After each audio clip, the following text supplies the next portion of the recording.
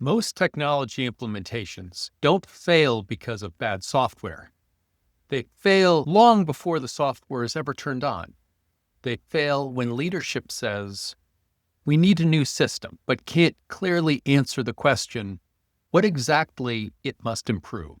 Not in general terms, not more efficient, not more modern, specifically, measurably, strategically, what it's going to improve.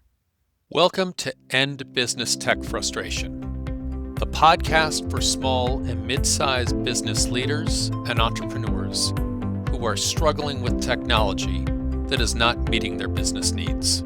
I'm Jim Kenyon, and for more than 35 years, I've helped businesses fix their tech, align their people and processes, and implement systems that actually work. In each episode, I break down real stories, practical strategies, and simple frameworks that help you choose the right tools, roll them out the right way, and build a business that runs smoothly. If your technology isn't supporting your business and delivering the results that you need, you're in the right place. Let's get started.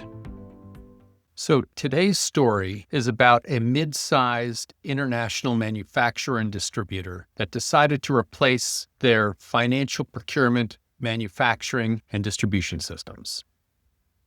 They had a vision, but they didn't have defined outcomes. And that single gap affected everything. It affected the organizational buy-in, budgeting decisions, feature selection, process design, testing discipline, resource allocation, and ultimately the level of business impact. So today, as you listen, don't focus on whether this sounds dramatic. Instead, ask yourself, if I asked my leadership team right now to define exactly what our next system must achieve, could we answer that clearly?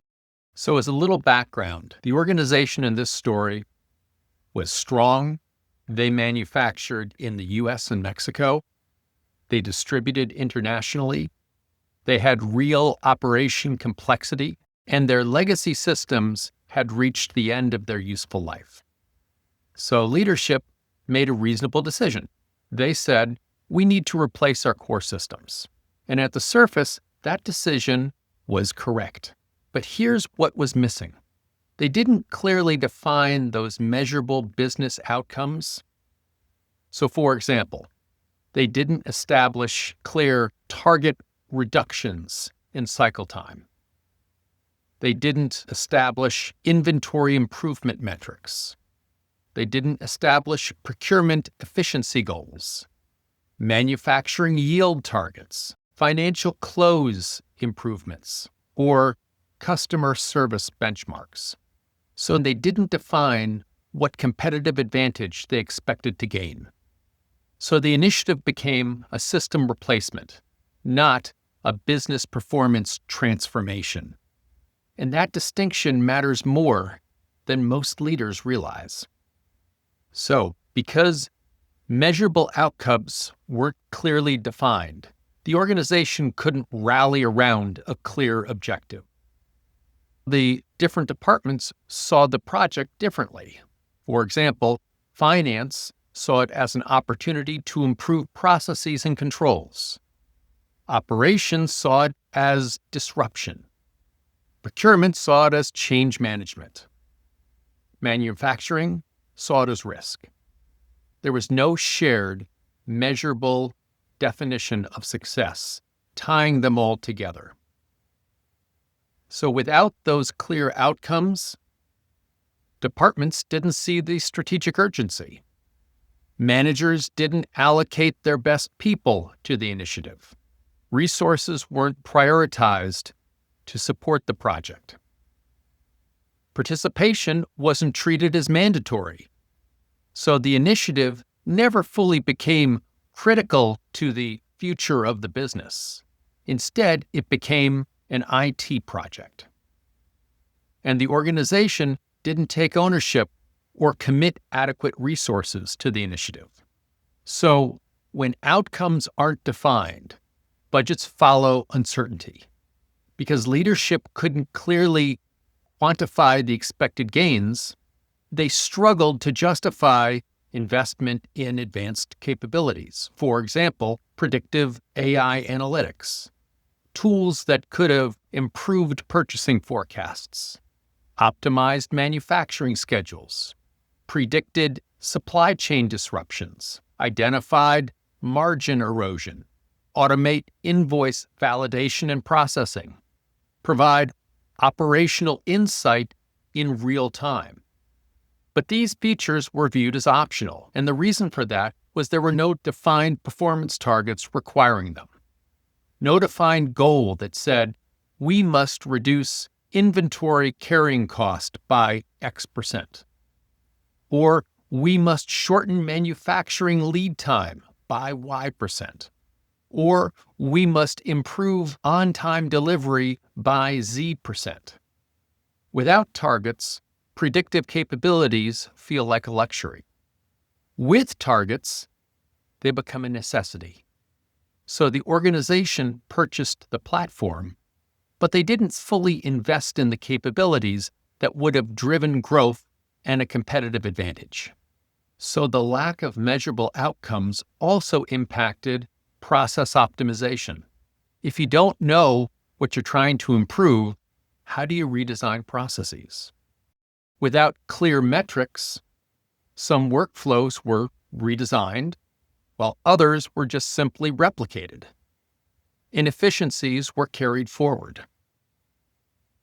There was no defined future state operating model tied to performance goals.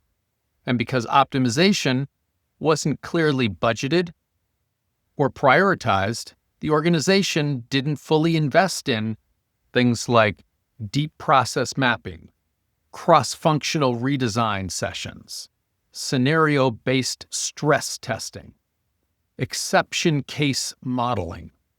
So, comprehensive testing requires clarity about what matters most. Without measurable outcomes, testing becomes generic, and generic testing misses those unique operational processes. And that shows up after go live. So another consequence of undefined outcomes is decision paralysis. During implementation, teams had to choose between standard functionality versus customization, automation versus manual tools, advanced analytics versus baseline reporting, additional configuration versus staying within budget. But without defined performance goals, there was no clear framework to guide these decisions. So every choice became a debate. So instead of asking, does this help us hit our target? They asked, do we think we need this? That subtle shift dramatically changes momentum and decisions. Now, because success wasn't clearly defined, departments struggled to see the strategic importance of the initiative. So they didn't allocate sufficient internal resources to support it. They didn't free up key subject matter experts. They didn't prioritize testing of their processes. They didn't treat deadlines as non-negotiable. So they continued running daily operations as usual. All of this is understandable, but transformational initiatives require change and disruption. They require focus. They require alignment around a shared, measurable outcome. Without that clarity, the organization never fully moved in the same direction. So the system eventually went live. It functioned, but it didn't fundamentally change the business. It replaced old tools, but it didn't create measurable competitive advantage. Because that was never clearly defined. And what isn't defined can't be measured. And what isn't measured can't be managed. And what isn't managed rarely improves. So if you're a small or mid-sized business leader preparing for a system initiative, here are some real takeaways. Before selecting software, before budgeting, before signing a contract, define your outcomes. not just your general aspirations. Be specific about your measurable targets. What must improve? By how much? By when? What competitive capability must be enabled? And then align the processes that need to be redefined to support those outcomes. The testing scenarios required to ensure that you achieve those outcomes. And the resources that need to be allocated in order to support those specific outcomes.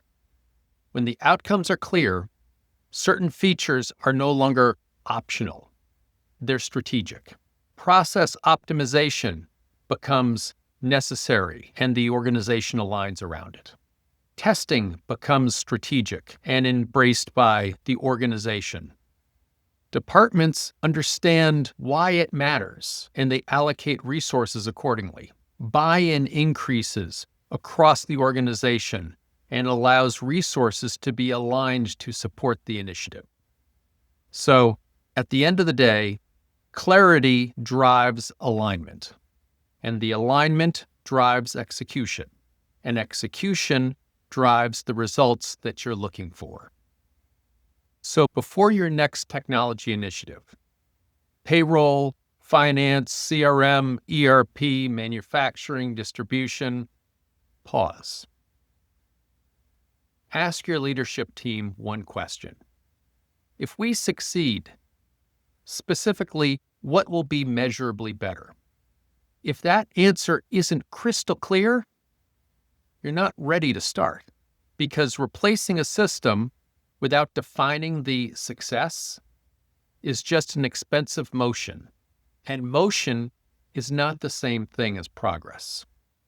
Thanks for listening to End Business Tech Frustration. If you enjoyed today's episode, subscribe or follow the show so that you never miss an insight. And if your business is struggling with technology that doesn't support your goals, connect with me on LinkedIn. I'd love to hear how technology is impacting your business, whether it's good, bad, or just downright painful. Remember, your technology should empower your people, strengthen your processes, and make your business thrive. If it's not doing that, I'm here to help you get your tech right and to get real value from it. See you in the next episode.